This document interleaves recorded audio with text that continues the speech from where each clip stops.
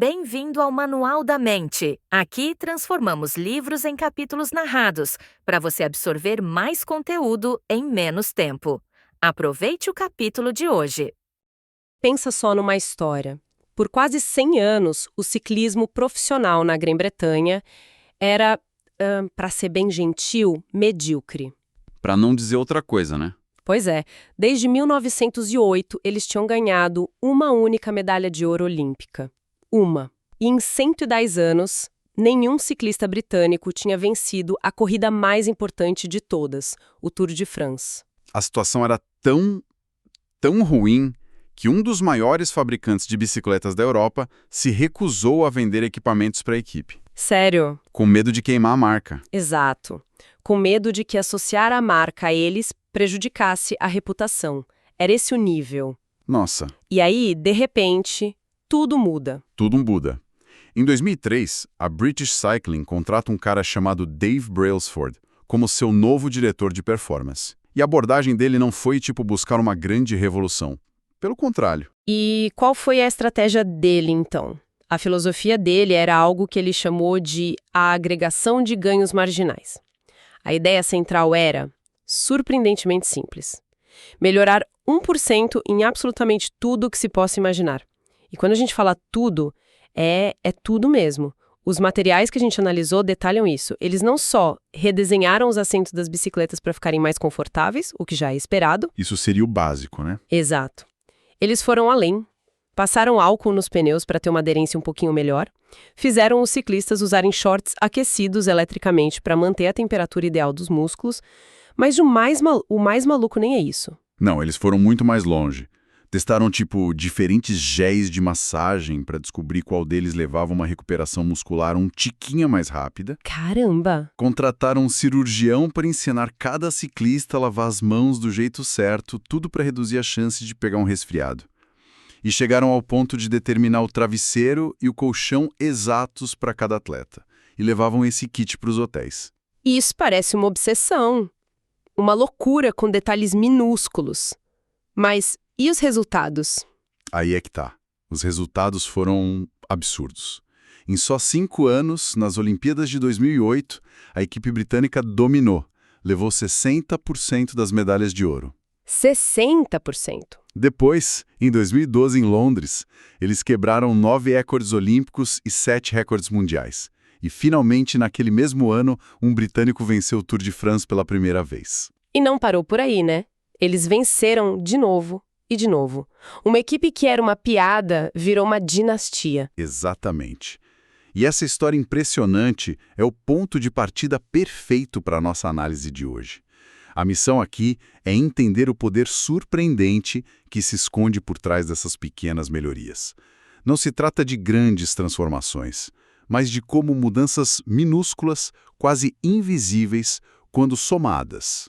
Geram resultados extraordinários. É sobre a força do que o autor James Clear chama de hábitos atômicos. Isso. Ok, então vamos. Vamos tentar desempacotar isso, porque a ideia central é ao mesmo tempo simples e muito contra-intuitiva. Melhorar 1% em algo hoje. É praticamente imperceptível, né? Totalmente. Você não vê a diferença na balança, na conta do banco, em lugar nenhum. E é por isso que é tão fácil ignorar. Exato. Mas o que a nossa intuição não pega é o poder da composição ao longo do tempo. É tipo juros compostos. O material mostra uma matemática que é assustadora e inspiradora. Que seria? Se você conseguir melhorar só 1% todo dia durante um ano, no final você não vai estar 365% melhor. Você vai estar quase 38 vezes melhor. O efeito se multiplica de forma exponencial. Nossa, 38 vezes. E o contrário também é verdade, né?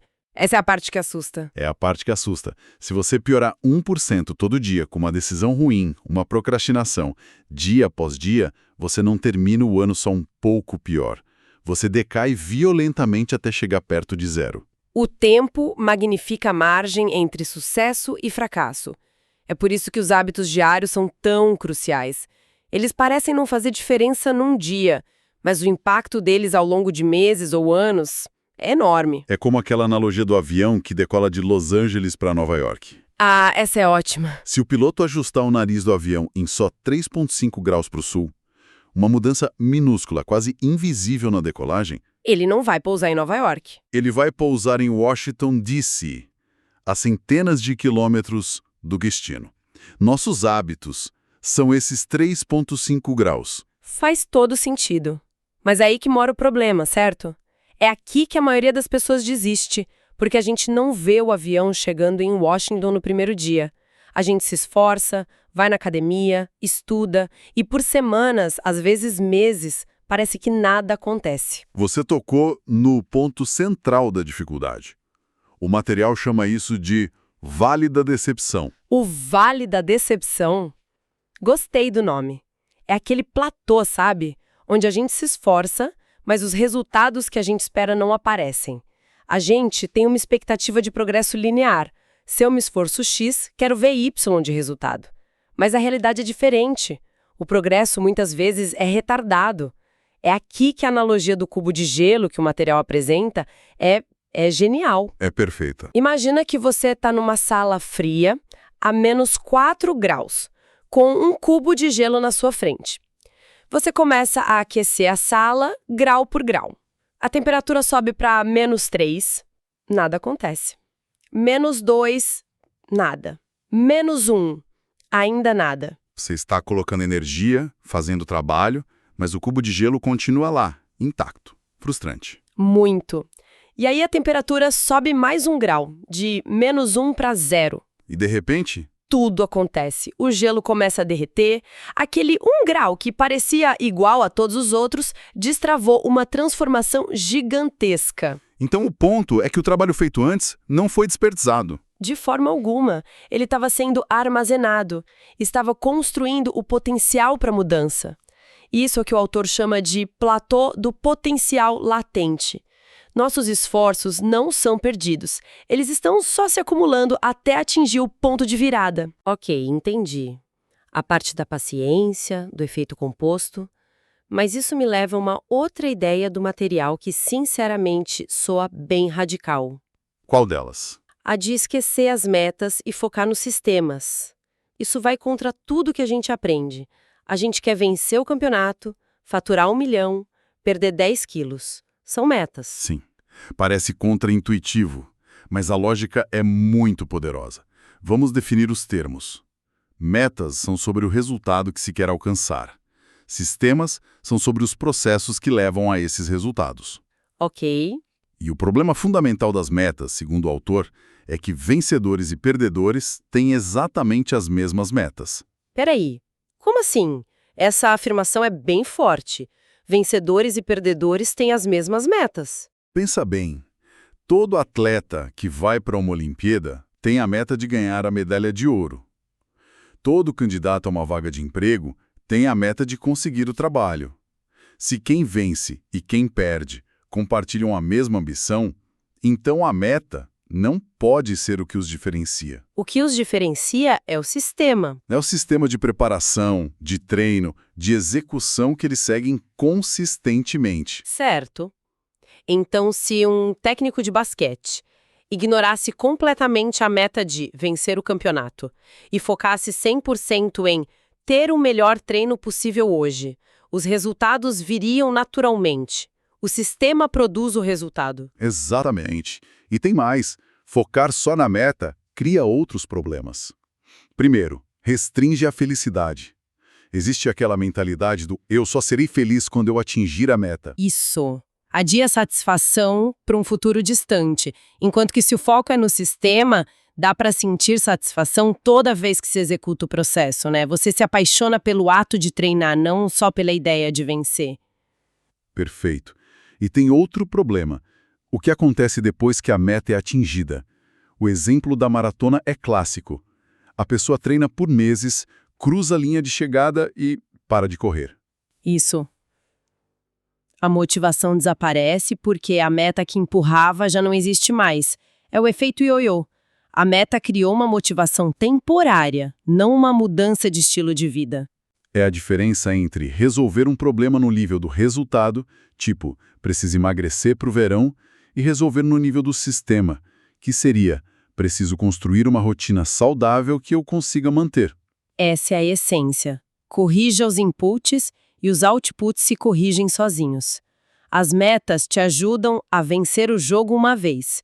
Os sistemas te ajudam a continuar vencendo. Então, se o foco não é a meta em si, mas o sistema, qual é o propósito final de tudo isso? É só sobre ser mais eficiente?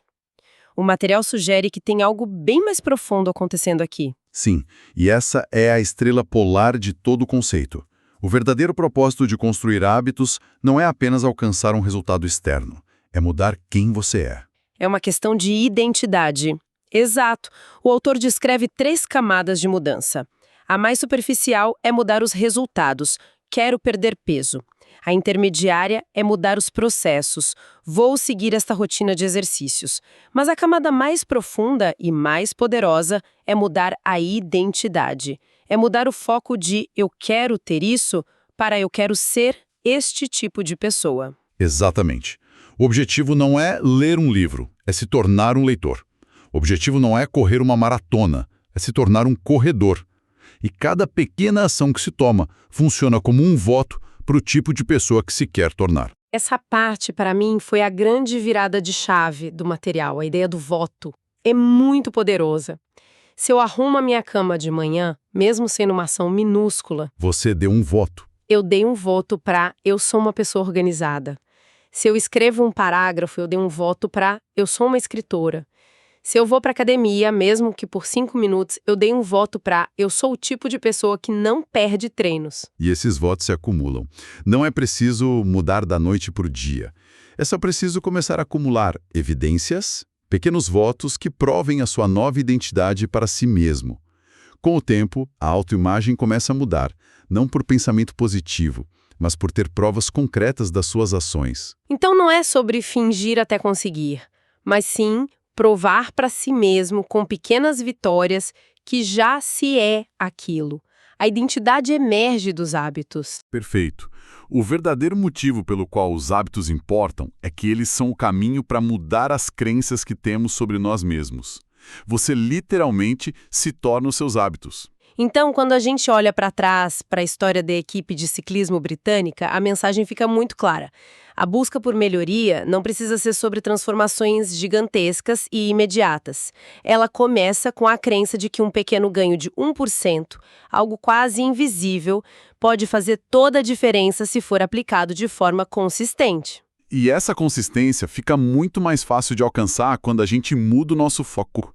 Em vez de ficar obcecado com metas distantes que nos deixam frustrados no vale da decepção, A gente se concentra em construir sistemas diários que funcionem, que nos deem pequenas vitórias. isso. E o mais importante de tudo, cada um desses pequenos hábitos, cada ação, não está só nos levando a um resultado. Está reforçando quem nós queremos nos tornar. Cada pequena ação é um voto, construindo nossa nova identidade tijolo por tijolo. O que nos deixa com uma questão final para refletir, uma provocação baseada em toda essa análise. A maioria de nós tem uma meta em mente, algo que se quer alcançar. O convite aqui é inverter a pergunta. Em vez de focar no que se quer, a pergunta é: quem eu quero me tornar? Qual é a identidade da pessoa que naturalmente alcançaria essa meta que eu desejo? E, a partir dessa resposta, Qual é o menor voto possível que eu posso dar hoje para essa nova identidade? Se esse conteúdo te ajudou, inscreva-se no canal e deixe o seu like. Assim você acompanha os próximos capítulos e continua aprendendo de forma mais rápida. Até o próximo capítulo!